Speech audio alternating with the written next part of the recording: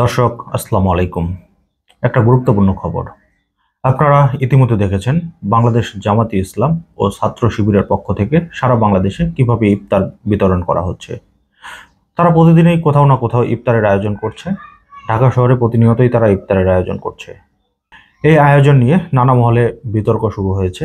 বিশেষ করে বিএনপির পক্ষ থেকে জানতে চাওয়া হয়েছে যে জামাত শিবির যে ইফতারের আয়োজন করছে তাদের আয়ের উৎস কি। আমি বিগত একটা ভিডিও করেছিলাম জামাতের আয়ের উৎস কি। সেই ভিডিওটা চাইলে আপনারা আমার ইউটিউব চ্যানেলে গিয়ে দেখে আসতে পারেন। আপনারা জানেন যে জামাতের যারা কর্মী, অ্যাক্টিভ কর্মী, তারা কিন্তু সবাই তাদের বায়তুল মালে তাদের যে বেতনের টাকা থেকে কিছু কিছু অংশ দান করে। এছাড়াও তাদের অনেকগুলো প্রতিষ্ঠান রয়েছে, যে প্রতিষ্ঠানগুলো থেকে তারা হাজার হাজার কোটি টাকা প্রতি বছর ইনকাম করে থাকেন। জামাতের ইনকাম নিয়ে আমাদের বিন্দুমাত্র সন্দেহ নেই, কারণ জামাত কোথাও চাঁদাবাজি করে না, কাউকে বন্দুক ঠেকিয়ে টেন্ডারবাজি করে না, কোথাও ভূমি দখল বা জোরপূর্বক কারো কাছে টাকা ছিনিয়ে নেওয়ার ঘটনাও ঘটে না, রাস্তার ধারে চাঁদাবাজি করে না, দোকান থেকে চাঁদা উঠানো এইসব কার্যক্রম কোনো কিছুই কিন্তু জামাতের পক্ষ থেকে করা হয় না। পথ বাণিজ্য নিয়েও কোনো সন্দেহ নেই, কারণ জামাতে এইসব পথ বাণিজ্য তারা কখনোই করে না। তাহলে বিএনপি হঠাৎ এই প্রশ্নটা করলো কেন?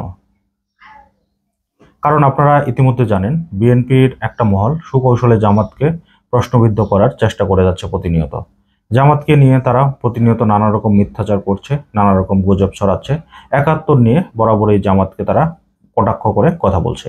বিএনপি যেই দাবিটা করছে, বিএনপির উচিত এই দাবিগুলো প্রমাণ সহ তাদের সামনে তুলে ধরা।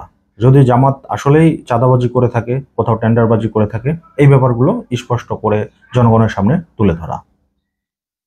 অন্তত জনগণ জানুক যে জামাতের টাকার উৎসটা কোথায়, কিভাবে আসতেছে। তো এবার আসি, জামাত যে ইফতার দিচ্ছে, এখানে কিন্তু নারী পুরুষ সব মানুষই কিন্তু তাদের ইফতারে অংশগ্রহণ করতেছেন।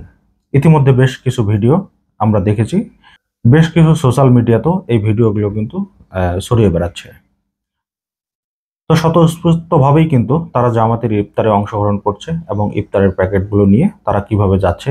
অনেকেই বলছে অনেক বোরখাপরা মেয়েও যাচ্ছে। ইফতারের সময় মানুষ বোরখা পরে যেতেই পারে বা হিজাব পরে যেতে পারে, এই ব্যাপারটা নিয়ে মানুষের মধ্যে এত কৌতূহল কেন, এটা আমার আসলে বুঝে আসে না। এবার আসি বিএনপির অর্থের ব্যাপারে। বিএনপি কিছুদিন আগে সারা বাংলাদেশে তারা সভা সেমিনার করতেছেন। ঢাকায় লোক এনে সভা সেমিনার করলো হাসিনা পতনের পর। তাদের এই টাকার উৎসগুলো কোথায়? তারা এই উৎসর সঠিক হিসাব যদি জনগণের সামনে তুলে ধরেন তাহলে আমাদের জন্য ভালো হয়। কারণ আমরা কিন্তু ইতিমধ্যে দেখেছি যেই জায়গাগুলো আগে আওয়ামী লীগ চাঁদাবাজি করত, সেই জায়গাগুলোতে কিন্তু এখন আপনারা ঢুকে গিয়েছেন। এটা প্রকাশ্যে আসছে, মিডিয়ার মাধ্যমেই কিন্তু আমরা জেনেছি।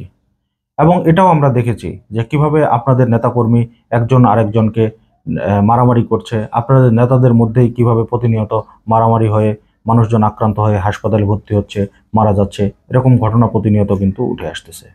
সমন্বয়করাও কিন্তু চাঁদাবাজি করছেন, এই তথ্যও কিন্তু আমাদের কাছে এসেছে। তবে সব থেকে বেশি চাঁদাবাজি কিন্তু করছেন বিএনপির নেতাকর্মীরা। আপনারা যতই কিছুই বলুন, এই ব্যাপারগুলো কিন্তু উঠে এসেছে। আপনাদের নেত্রী রুমিন ফারহানা কিন্তু গত 2 দিন আগে একটা টক শোতে বলে এসছে যে আমাদের নেতাকর্মীগুলোকে কন্ট্রোল করা যাচ্ছে না।